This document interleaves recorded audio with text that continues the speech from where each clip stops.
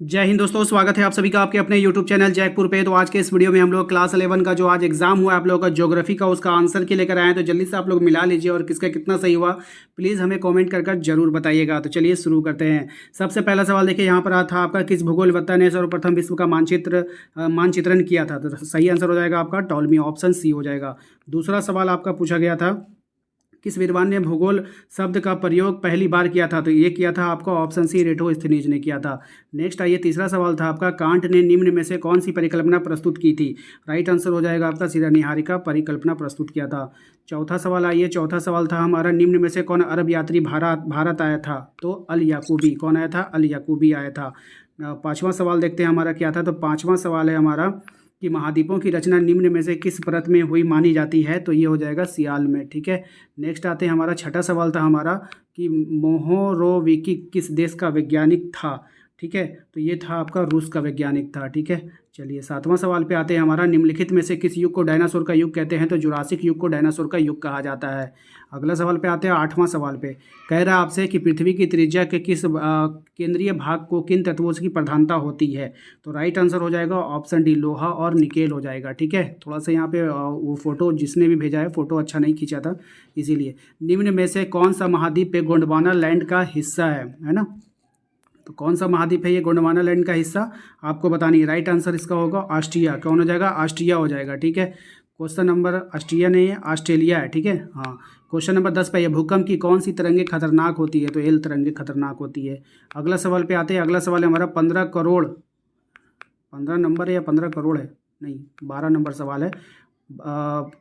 15 करोड़ वर्ष पूर्व है ना, 15, तो ये स्थित एकमात्र जो है महाद्वीप का नाम यूरेशिया। ठीक है, क्या हो जाएगा, यूरेशिया हो जाएगा। ठीक है, चलिए नेक्स्ट आते हैं हमारा क्वेश्चन नंबर 12 पे।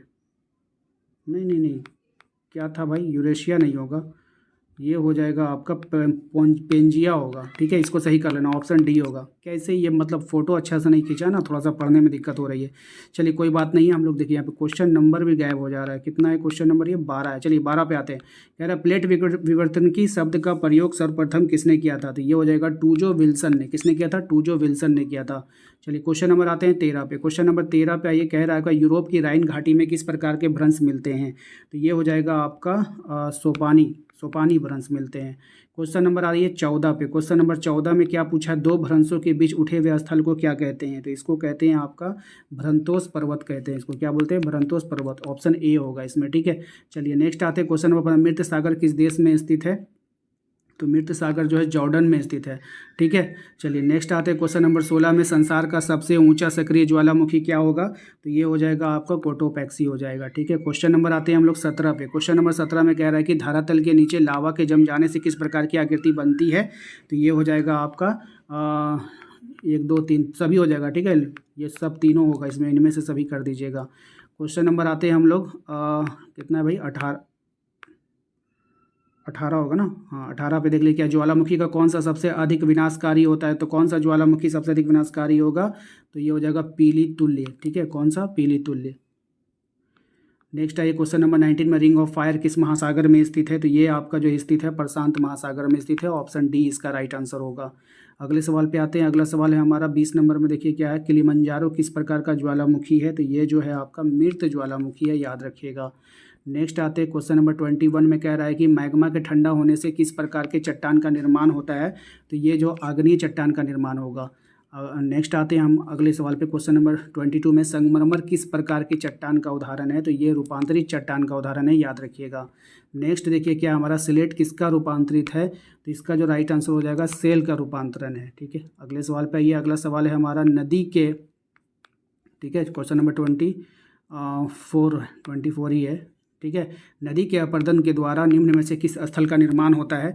तो ये होता है आपका भी आकार की घाटी बनती है। कैसी बनती है, भी आकार की घाटी बनती है।